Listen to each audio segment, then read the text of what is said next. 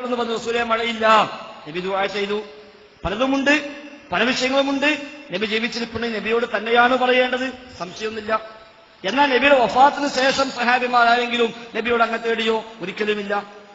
നബി വഫാത്തായതോടുകൂടി മഴയില്ലാതെ പ്രശ്നം വന്നു, അന്ന് തേടിയോ? തേടിയില്ല. അസുഖം വന്നു, റസൂലെ ശിഫയാക്കണേ പറഞ്ഞോ? പറഞ്ഞില്ല. കടം കൊണ്ട് കുടുങ്ങി, റസൂലെ സഹായിക്കണേ പറഞ്ഞോ? പറഞ്ഞില്ല. ഇപ്പൊ മുസ്ലിയാക്കന്മാര് പറഞ്ഞ എന്താ? ഇഹ്ദിനസ് സിറാത്തൽ മുസ്തഖീം എന്നുവരെ മുഹീദ്ദീൻ ശൈഖിനോട് പറയാം. മംഗലാപുരം സംവാദത്തിൽ എം ടി അബൂബക്കർ ദാരിമി അത് സഹാബത്ത് ചെയ്തില്ല. ജലാലുദ്ദീൻ സുയൂത്തി റഹിമഹുള്ളയുടെ അൽ അംറു ബിൽ ഇത്തിബാ എന്ന കിതാബിൽ അദ്ദേഹം പറയുന്നു, വഅന്ന സഹാബ വഖദ് അജ്റബു മറാത്തിൻ വദഹമതുഹും നവാഇബ ബഅദ മൗതിഹി സ്വല്ലല്ലാഹു അലൈഹി വസല്ലം ഫഹല്ലാ ജാഉ വസ്തസ്ഖൗ വസ്തഗാസു ഇൻദ ഖബ്രി നബിയ്യി സ്വല്ലല്ലാഹു അലൈഹി വസല്ലം. വഅന്ന സഹാബ സഹാബിമാർ വഖദ് അജ്റബു മറാത്തിൻ പലപ്പോഴും അവർക്ക് ക്ഷാമമുണ്ടായിട്ടുണ്ട്. വദഹമതുഹും നവാഇബു പല വിപത്തുകളും അവർക്ക് വന്നിട്ടുണ്ട്. ബഅദ മൗതിഹി സ്വല്ലല്ലാഹു അലൈഹി വസല്ലം നബിയുടെ വഫാത്തിന് ശേഷം. ഫഹല്ലാ ജാഉ എന്തേ അവർ വന്നില്ല. വസ്തസ്ഖൗ മഴയെ തേടിയില്ല. വസ്തഗാസു ഇസ്തിഗാസ ചെയ്തില്ല. ഇൻദ ഖബ്രി നബി സ്വല്ലല്ലാഹു അലൈഹി വസല്ലം നബിയുടെ ഖബറിൽ വന്നിട്ട്. എന്നിട്ട് അദ്ദേഹം പറഞ്ഞ വാക്കെന്തായോ? ജലാലുദ്ദീൻ സുയൂത്തി അൽ അംറു ബിൽ ഇത്തിബാ എന്ന കിതാബിൽ ശേഷം പറയുന്നു, ഫഖ്തദി അയ്യുഹൽ മുസ്ലിം, മുസ്ലിമേ നീ പിന്തുടരണം. ഇൻ കുൻത അബ്ദല്ലാഹ് നീ അല്ലാഹുവിന്റെ അടിമയാണെങ്കിൽ ബിസലകിക സ്വാലിഹ് നിന്റെ ഈ സലഫു സ്വാലിഹ്കളുടെ വഴി നീ പിൻപറ്റണം. ഫലാ തദഉ ഇല്ലല്ലാഹ് റബ്ബിനോടല്ല ദുആ ചെയ്യല്ല.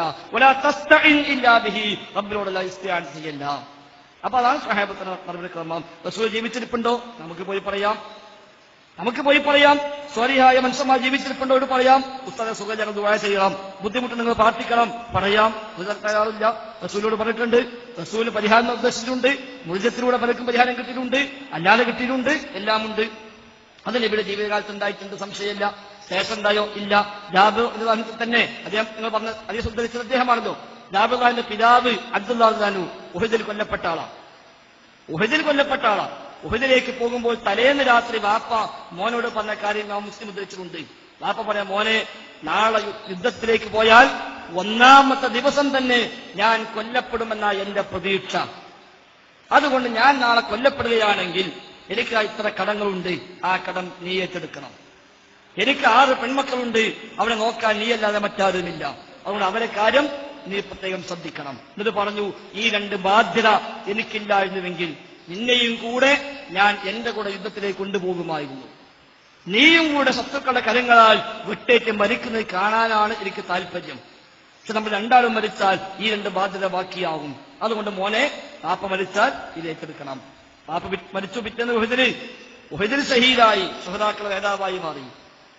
ഈ കടം വിട്ടാൻ പാപ്പനോട് പിന്നെ മോൻ തേടിയോ? നമ്മളിപ്പോ വിളിക്കുന്ന ഉഹദികളാണല്ലോ. ആ ഉഹദിൽ പങ്കെടുത്ത് ഷഹീദായ വാപ്പയോട് സഹാബിയായ വലിയായ മകൻ തേടിയില്ല. പിന്നെ റസൂലുള്ളാഹിന്റെ പള്ളിയിൽ റസൂലിലേക്ക് വരുമ്പോൾ ഈ ജാബിർ റളിയല്ലാഹുണ്ട് വളരെ വിഷമിച്ച് ടെൻഷനായി പള്ളിന്റെ മൂലക്കിരിക്കുന്നത്. അപ്പൊ നബി എന്താ ജാബിർ, വല്ലാത്തൊരു വിഷമം മുഖത്ത്. അപ്പൊ അന്ന് റസൂൽ നിങ്ങൾക്കറിയാലോ, എന്റെ വാപ്പ മരിക്കുമ്പോ ഒരു വലിയ കുടുംബത്തിന്റെ ബാധ്യത എന്നെ ഏൽപ്പിച്ചിട്ടാ പോയത്. ധാരാളം കടബാധ്യതയും എന്നെ ഏൽപ്പിച്ചിട്ടാ പോയത്. കടക്കാർ ചോദിച്ച് പ്രയാസപ്പെടുത്തുന്ന നബിയെ ഈ കൊടുക്കാൻ കഴിയുന്നില്ല. ആ ഒരു വിഷമമാണ്. റസൂൽ എന്താ പറഞ്ഞത്? എടാ, എന്റെ വാപ്പ ഒരു ഷഹീദല്ലേ, ഉഹദ് പങ്കെടുത്ത ആളല്ലേ, ഓരോ ആ പേരൊന്ന് പറഞ്ഞാൽ തന്നെ കടം വീടൂലേ എന്നല്ല പറഞ്ഞത്.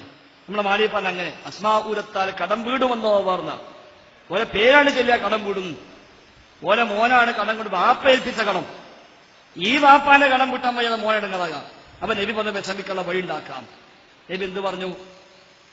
ജാബിർ ഒരു ഈത്തപ്പഴ തോട്ടമുണ്ട്. നബി അദ്ദേഹത്തെയും കൂട്ടി ആ തോട്ടത്തിൽ കട പോയി. ആ തോട്ടത്തിൽ ബർക്കത്തുണ്ടാകാൻ വേണ്ടി നബി ദുആ ചെയ്തു. ആ കൊല്ലം ധാരാളം വിളവുണ്ടായി. അങ്ങനെ അത് വിറ്റിട്ട് എല്ലാവരുടെ കടം വീട്ടി. എല്ലാ പ്രശ്നവും തീർന്നു. നബിയോടാണ് പറഞ്ഞത്. അള്ളാഹോട് പ്രാർത്ഥിച്ചിട്ടുണ്ട്, ധാരാളം പ്രാർത്ഥിച്ചിട്ടുണ്ട്. നബിയോടും പറഞ്ഞു. നബി പോയിട്ടും തരൂ, റബ്ബിനോട് ദുആ ചെയ്തു. ആ ദുആ അല്ലാഹു സ്വീകരിച്ചു. അദ്ദേഹത്തിന് ആശ്വാസം കിട്ടി. ഒരു മയ്യിത്ത് മുമ്പിൽ എന്നാൽ നബി പറയുമായിരുന്നു, ആർക്ക് ഇയാൾ കടം തരാനുണ്ടോ, ഉണ്ടെങ്കിൽ എന്നെ സമീപിച്ചോ, ഞാൻ കൊടുത്തോളാം. നബി ഏൽക്കുമായിരുന്നു. നബി വഫാത്തായതിനു ശേഷം സിദ്ദീഖ് റളിയല്ലാഹു അൻഹു ഖലീഫാകുമ്പോൾ മയ്യിത്ത് എന്താ പറയാ? ഇതിന് കടമുണ്ടെങ്കിൽ നബിയോട് പോയി ചോദിച്ചാൽ മതി എന്ന് പറഞ്ഞിനോ? ഇല്ല, ബൈത്തുൽ മാൽ കൊടുക്കും.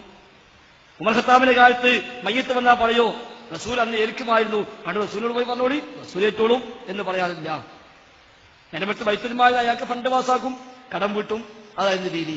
അപ്പൊ അത് മുഴുവത്ത് കൊണ്ട് സഹായിക്കുന്ന അവരുടെ കാലഘട്ടത്തിൽ വരെ പോയി കാണാം, സമീപിക്കാം, പറയാം, അവരെ കൊണ്ട് ദുആ ചെയ്യിക്കാം. അവരിലൂടെ മോചനത്തിലൂടെ റബ്ബ് നമ്മളെ പ്രശ്നം തീർക്കുകയും ചെയ്യാം.